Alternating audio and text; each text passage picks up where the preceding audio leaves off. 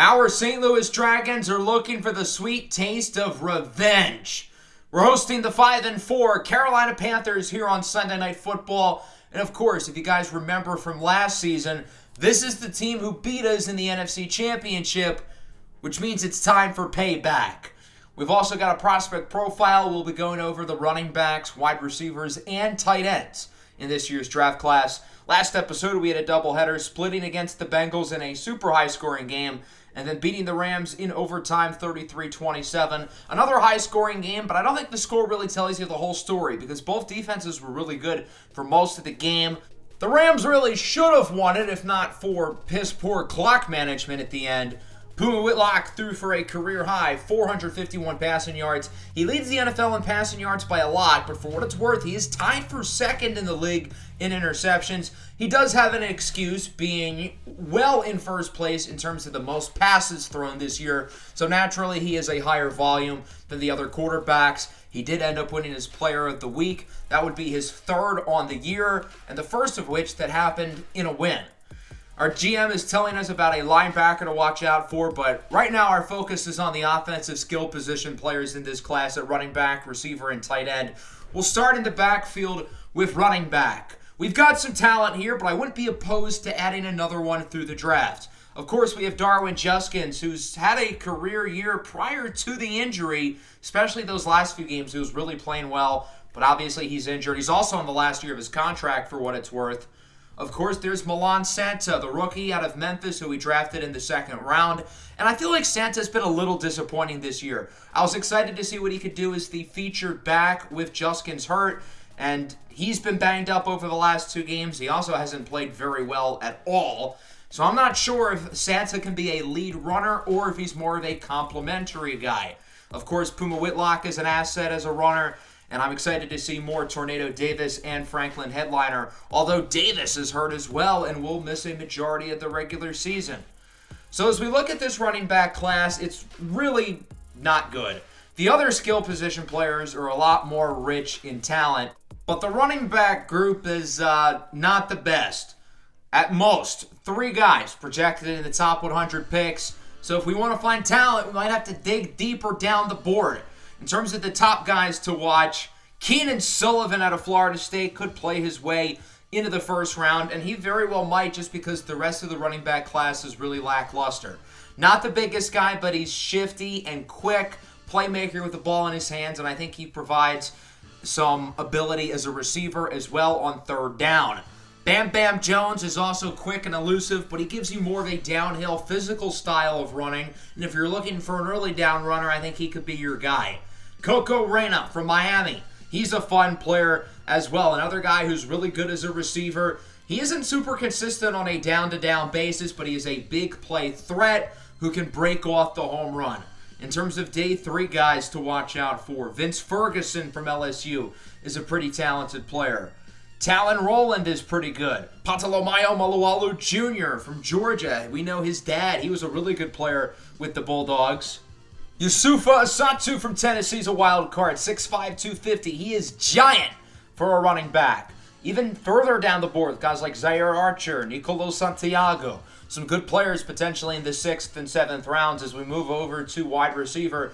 And of course, this is currently a position of strength. Arturo Modelo and Jameson Williams are 2 of the better receivers in the league. Modelo in specific leads the NFL in catches, leads the NFL in yards by a lot, and he isn't too far behind in touchdowns. As we look at yards per game, Jameson Williams is actually in 5th. He's missed a few games this year with lingering injuries, but when he's been on the field, he's been really good. I think the question here, though, is who's going to be the long-term wide receiver 3? Griffin Weaver and Tykeem Keon are both really good players, but they're also both on the last years of their contracts, each looking for paydays. And keep in mind, we've got a lot of guys to pay. Puma Whitlock and Simeon Bonnet are going to be making around $100 million combined between the 2 of them next year, and that doesn't even factor in the other guys we have to pay. I think Colin Robinson is kind of the wild card here. 3rd rounder a few years ago by the Falcons. Didn't really work out there. He's gotten limited opportunity to play for us with guys injured, and in the 2 games where he played a lot, he was pretty good, with over 100 yards in each of them. So I think Robinson very well could be the answer for our wide receiver 3. But if we're not sold on him and we don't pay the other two guys, we're certainly going to have to want to keep our eyes open, especially because this receiver class is loaded with talent. And obviously, we got to start at the top here. Areebis Dorlum from Texas A&M could be in consideration for the number 1 pick because he fills out all the boxes you look for at wide receiver. 6'4", 230, great route runner, great hands, great after the catch, freak athlete. He gives you everything you want as a receiver. He's versatile as well. You can line him up in the backfield. It's hard not to want to give him more touches. A&M looks to give him the ball as much as possible throughout every game. The kid is a dynamic playmaker. The one issue with him is that there are some medical questions. He missed his whole junior season with a knee injury, but he's come back stronger than ever, and it seems like that's not going to be an issue. And being that he passes all his physicals at the combine and whatnot, he should absolutely be in consideration to be the number 1 pick in the draft.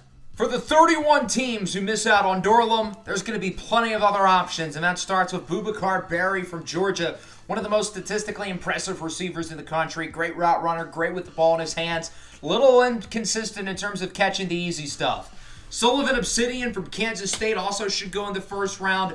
Big kid, 6'3", long arms, great body control at his size, and he's a pretty solid route runner across the board. Feliciano Devereaux out of Ohio State's a fun player, a little bit smaller, probably going to be at his best in the slot, but another guy you want to craft touches to because he is a weapon with the ball in his hands, but maybe not someone who can consistently stretch the field vertically. Aiden Romeo out of Virginia, physical receiver. He might be the best pure separator in the entire class as shown by that play. He does lack the launch speed a little bit, but he's a hard-working kid. First guy in, last guy out, blue-collar, hard hat type of mentality at the wide receiver position. And to me, he looks like a future New England Patriot. Wink, wink. I think Iggy Maddox from Colorado State is a complete stud and absolutely belongs in the first round. 6'3", a little bit skinny at 195, but he's another great separator, great hands, good with the ball in his hands. Daquan Dumas from Ole Miss is a little bit of a smaller player, but he is dynamic, he's tough, and he plays bigger than I think his size suggests. Marcus Archer from Oregon also could play his way into the first round. Big kid as well. He's got pretty good hands, and I think probably he's more of the second-round guy, but he's still really good. The day 2 crop of receivers is pretty solid. I think Nate Ware Jr. from Buffalo is the name to watch here, and I could see him slide up into the first round, which says something with how good this first-round receiver class is. Another bigger guy, physical receiver, good separator. Not a particularly great route runner, especially down the field, but I do like his overall skill set. Other names to watch out for include Arkel Griffin, Jalen Mallard, Jackson Hightower is really good. I think Maxwell Lugini from Florida Atlantic, though, could really be the most interesting of this group. He's the no block, no rock type of receiver. One of the best blocking receivers we've seen in a while, and he's a good pass catcher as well. I think there's plenty of talent here in day 3 as well, and I have to imagine the Dragons add a receiver at some point during the draft, assuming one of or both Weaver or Keon is gone. So whether it's early or later, I think that's going to be a position that St. Louis absolutely looks at. What about tight end? Of course, we've got Isaiah Likely, who's been one of the best tight ends in the NFL over the last 4 seasons. He hasn't really shown any signs of slowing down, and I don't think we're looking to replace him in the immediate future. Of course, we did draft Gift Aaron Jr. in the 6th round last year out of Indiana, but I don't think it would hurt to add more depth. I don't think it's going to be a position we draft early, but maybe in like the 5th round or beyond. There are some fun players at the top of this class, but not as strong of a tight end crop as we've had over the last couple of years, which doesn't really say a whole lot because the last 2 tight end classes we had have been absurdly rich with talent. I do want to look at Olufemi Adenziah out of Auburn. I think he's the best tight end in this class and could play himself into the first round. Big kid. I think he's a pretty good receiver, good athlete at his size, and he should be a solid enough blocker at the next level. Arantino Clase Blanco from Colorado might be a little bit more well-rounded of a prospect, even though he's projected to go later. I think he's the better blocker. I think his hands might be a little bit better. Not as good of a route runner and not as dynamic as a receiver, though. And it helps him that his brother is the quarterback of Colorado, a guy who we, of course, talked about in the quarterback prospect profile a few episodes back. There are a few guys who I think could also sneak into the top 100 picks. Zachary Florence out of Memphis, Wilson Voafana from USF. And on day 3, I think there's some intriguing talent here. and some guys the Dragons could very well look to target.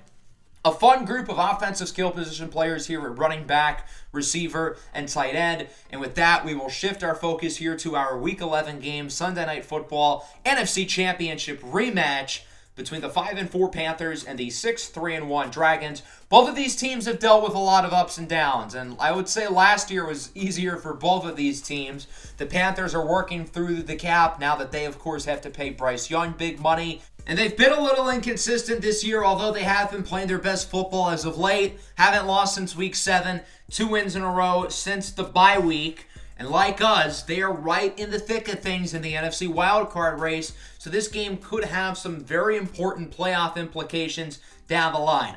Let's look at this Panthers roster, which is pretty similar to what it was last year. Of course, they have Bryce Young, who the former number 1 pick here has developed into one of the best quarterbacks in the NFL, obviously having led the Panthers to a Super Bowl appearance last year. Young has gotten better each and every year of his NFL career and has been rewarded with a massive contract extension by the Carolina Panthers. So he's going to be the guy here for a while, and I wouldn't be surprised to see more Puma Whitlock and Bryce Young battles in big games as these years go along, with these two guys arguably being the two best quarterbacks in the conference.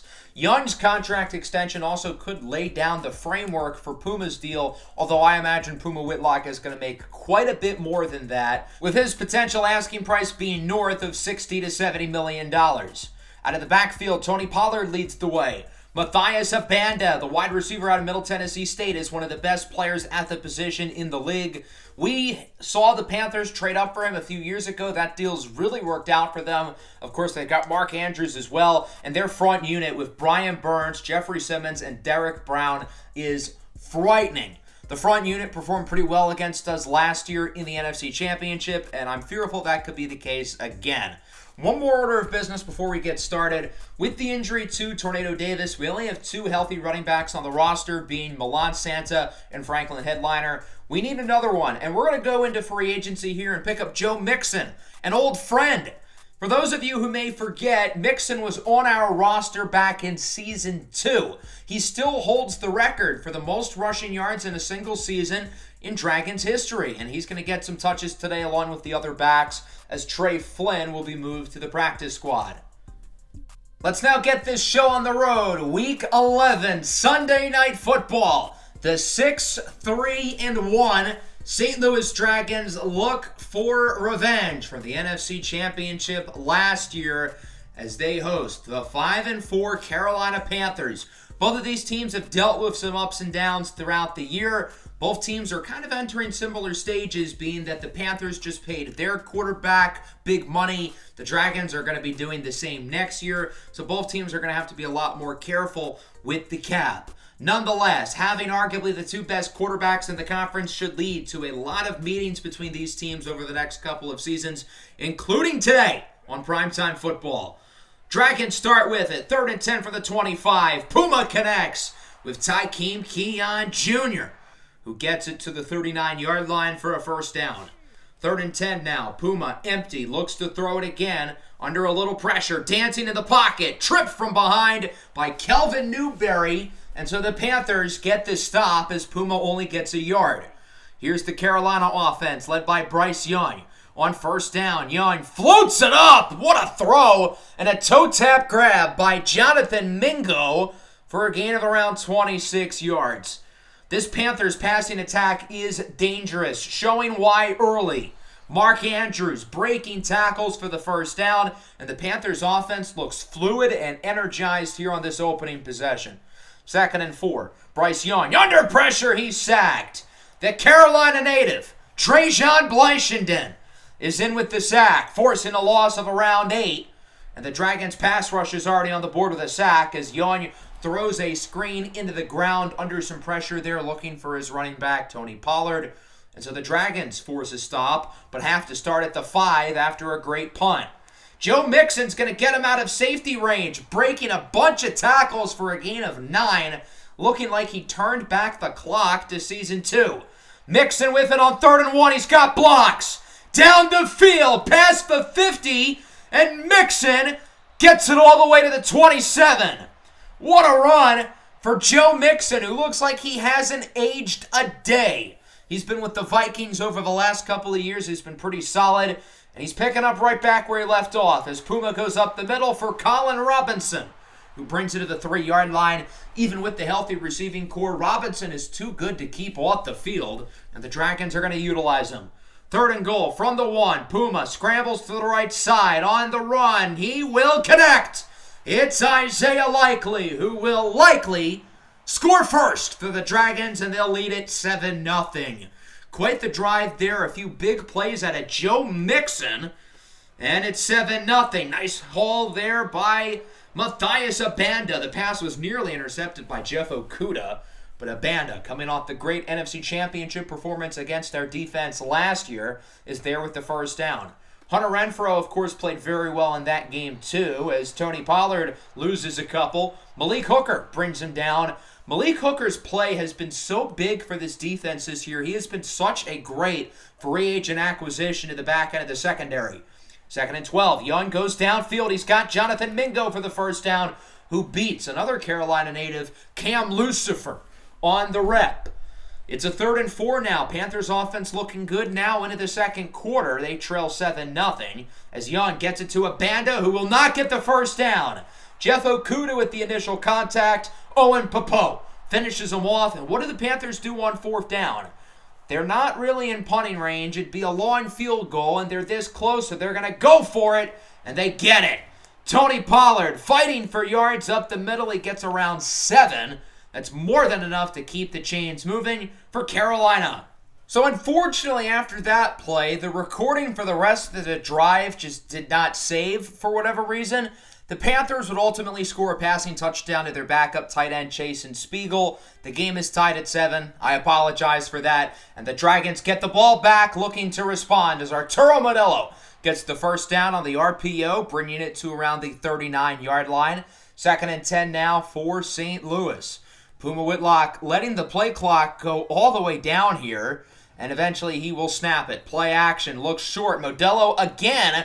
Another short play for Arturo Modelo, showing off his great ability after the catch. 1st and 15. Milan Santa, the rookie, gets the first down. Good to see a big run there out of Santa, who's getting more of an opportunity than ever with half of the backfield injured. Puma looks to throw it, rolls out to the right side, hoping to outrun Brian Burns, and he cannot. I think he was trying to throw it away right at the end there, but Burns is able to track him down for a loss of around 6. 3rd and 8 now for the Dragon offense. Puma alone in the backfield, looking downfield, and it's broken up. Trying to get it to Arturo Modelo. There was not enough juice on that one, though. And that'll bring out the field goal team. 45-yard try for Cameron Dicker, the kicker. This one is up and good. And the Dragons regain the lead. It's now 10-7. So the Panthers will get the ball back. Their offense coming off a touchdown on the last drive, looking to keep things moving. Bryce Young fires for Mark Andrews, who gets the first down. Carolina appears to be in business. Their offense started the game off a little bit slowly, but now they are certainly in a rhythm, which was not the case last year in the NFC Championship. They did not score a touchdown until a couple minutes left, but obviously they did enough to win the game. Matthias Abanda with the first down to the 43.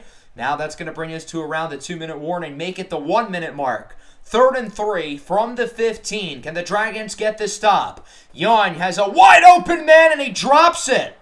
An unroutine dropped pass from Hunter Renfrow. Not only did the Panthers not get the first down, but the clock stops. The Dragons are going to hold on to all their timeouts as Carolina ties it with a field goal. What an opportunity now for the Dragons. You've got almost a minute. You've got plenty of timeouts. What a great opportunity to score and get this lead back as Robinson was wide open. Nobody was in front of him. Could have made a big play there, but Puma Whitlock misfires. 3rd and 7. Puma looking short for Milan Santa, who gets the first down, is unable to get out of bounds, and the Dragons are going to burn their second timeout, but they keep the drive going.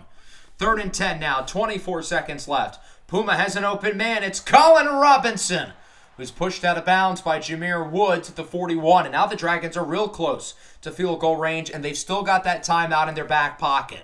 With around 17 to go, Puma under pressure from Burns. This time he does outrun him, and he is tackled out of bounds for a gain of around 12. Puma Whitlock showing his great ability there as a runner. Following play from the 30 up the middle. Aaron Mayer with the first down. Clock stops at 7 seconds as the Dragons use their last timeout, but they're going to keep the offense onto the field, look for one shot for the end zone. Got to make sure that clock doesn't hit 000. Puma Whitlock on the ground is out of bounds with 1 second. That was a little bit too close for comfort, but Puma's out of bounds and the Dragons are going to kick here. You can make the argument that they could go for it, but being at the 9, I think it's a little too far back. Just want to ensure that you get the lead before halftime. And with Cameron Dicker's second field goal of the game, the St. Louis Dragons go into the locker room with a 13-10 lead. It hasn't necessarily been perfect. I will say the run game's been really good. A couple of big games out of Joe Mixon. Milan Santa's been pretty good. The passing game's been a little underwhelming, though. Hopefully that can pick up in the second half as we take a look at our halftime report around the rest of the NFL. We'll start with a big AFC rivalry, Kansas City and Buffalo. And the Chiefs improved to 8-2. They end up getting the win here over the Bills, 31-24. It's been a disappointing season for Buffalo. They're only 4-6, with this touchdown by Isaiah Pacheco being the dagger for Kansas City. In South Beach, an upset. The Dolphins lose their third game of the year, falling to the Las Vegas Raiders, 31-28. Kyler Murray has kept the starting job over top 10 pick Irwin Dundee at quarterback throughout the entire year. I wonder if the Raiders are going to make a move there. Probably not after that game, being that they just won, but I think it could happen soon. Seattle beat San Francisco. That's good and bad. It's bad because, well, we don't want Seattle winning. We don't want them to build up their lead in the division. But San Francisco losing could be very helpful for the wild card. As we take a look at what we need to do in the second half, I want to see more out of the passing game. Puma Whitlock's missed some throws, and we haven't been able to get a lot of big plays across, whether it's been a mix of this great Carolina pass rush along with a very solid cover unit that they've got.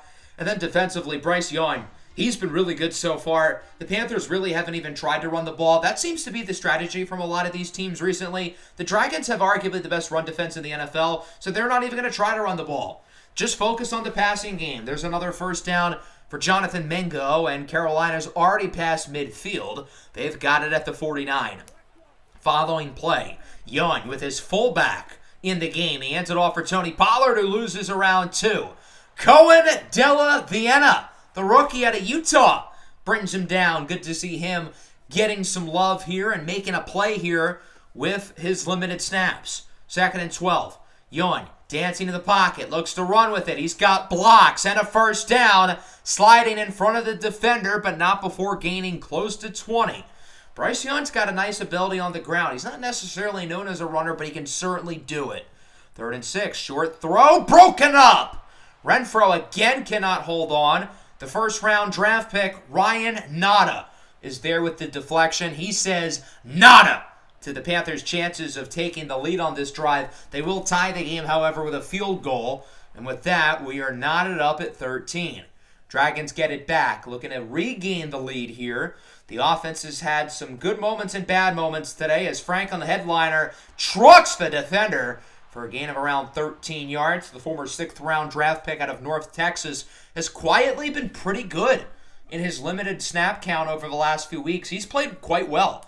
3rd and 4, Puma again outruns the pass rusher and is pushed down for a first down. Big run there by Puma Whitlock, not afraid to roll out to the right side and trust his athleticism to beat the defensive end. Handoff for Mixon. He loses 2 on first down.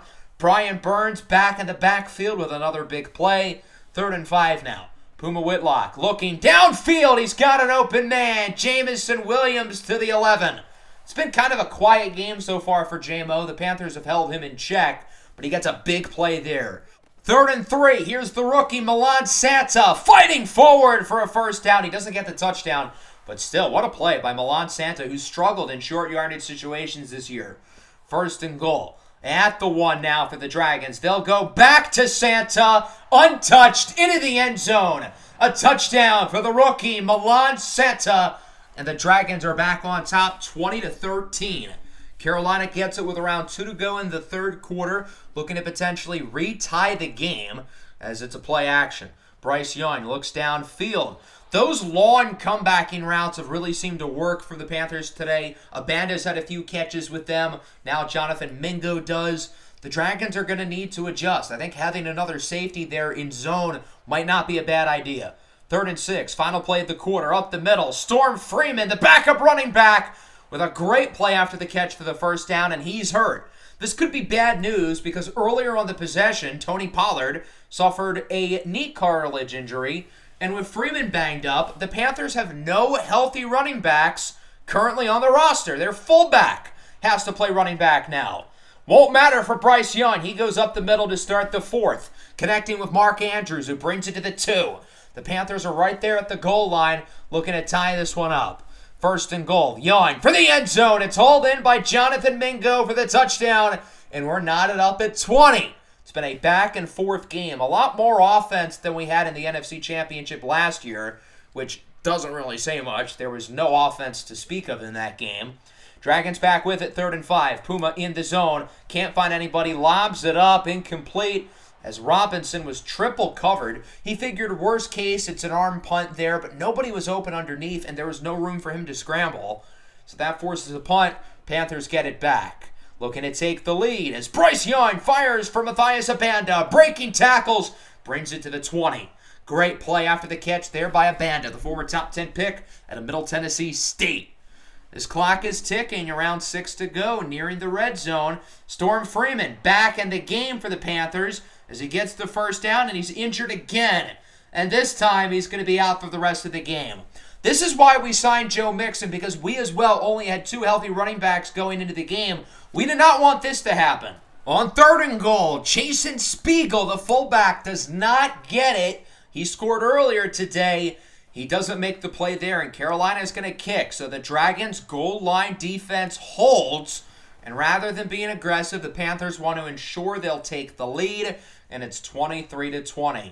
The Dragons are going to get the ball with around 5 minutes to go. Can Puma Whitlock lead a game-winning drive on Sunday night primetime football to give the Dragons their 7th win of the year? Headliner gets by a defender with room.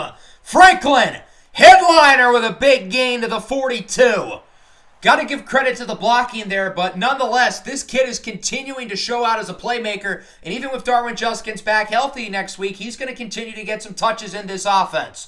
Puma down the field for Modelo, who is lassoed down, but Arturo Modelo brings it to the 15 for a massive first down.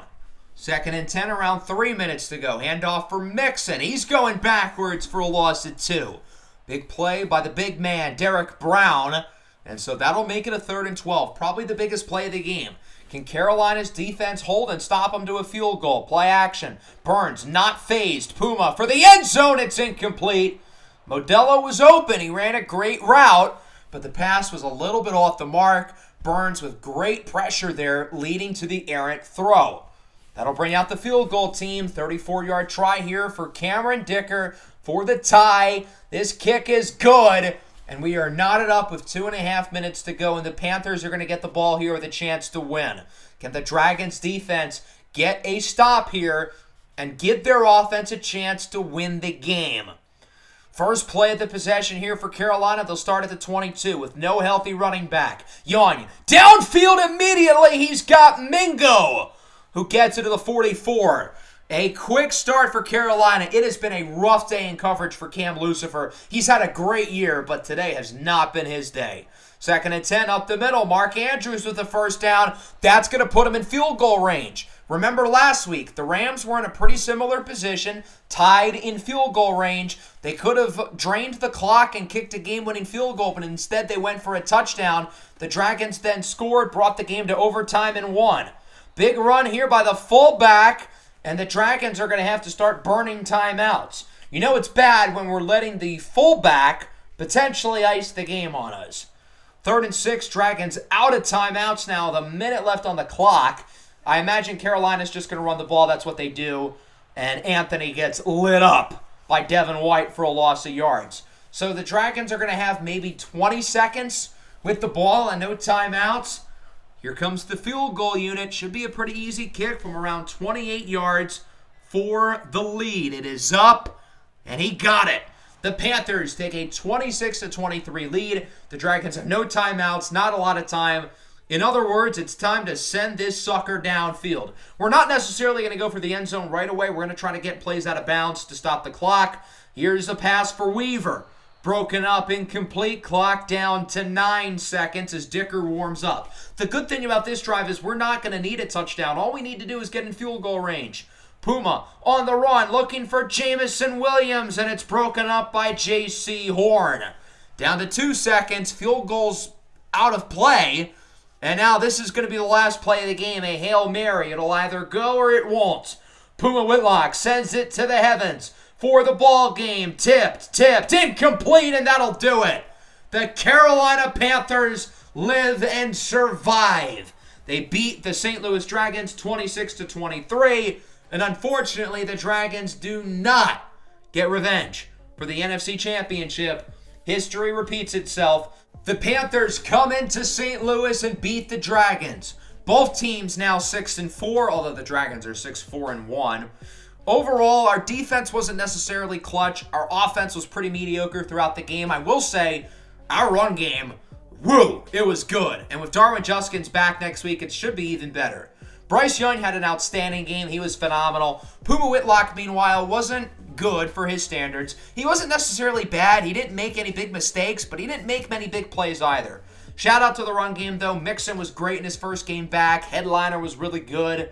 In the air, big game out of Jonathan Mingo. Leads the way for the Panthers. Modelo was pretty solid for us. Nobody else stood out. And then defensively, we've just got to send more pass rush. Only 1 sack today, no turnovers. And we weren't necessarily clutch either, with the Panthers getting some points in the fourth quarter on some big drives to ultimately win the game. Here's a look at the Week 11 scores. We already saw most of them, being that our game was on Sunday night, but here's another look. Players of the week, Deacon Adderley. I thought Bryce Young had a chance, but Adderley's numbers look awfully good. He's joined by Lamar Jackson, Jadarius Phillips, and Noah Vandermeer. There should be a lot of concern with this NFC West race right now, being that Seattle's 2.5 games ahead of us. When we lost to the Seahawks in Week 6, they were 2.5 ahead of us at that point, and then we were able to climb back a little bit. We had the division as close as the two of those within half a game, but Seattle's right back up by 2.5 games, and at this point, we need to worry more about the wild card race than the division. It's going to be hard to overcome 2.5 games within the span of 7 weeks. We've got to make sure we get one of these wild card spots. We're only the 7th seed in the NFC with a lot of teams right on our tail, including the 49ers, who we play against here in Week 12. And if the Niners end up beating us, then we could really be in a lot of trouble, being that us in San Francisco would now have the same record. So our Dragons are going to have to answer a lot of tough questions here. The playoffs is far from a guarantee, and being that this is the last year where Puma Whitlock and Simeon Bonnet are going to be cheap, this has always felt like the target year for us to make a big run. And the fact that our team's in danger of not even making the playoffs is awfully concerning. So we may have to make some drastic changes to this team if we want to make some noise the rest of the year. Nonetheless, I hope everybody enjoyed. Still a fun episode despite the result. Make sure to leave a like and subscribe to the channel if you are new. Peace out.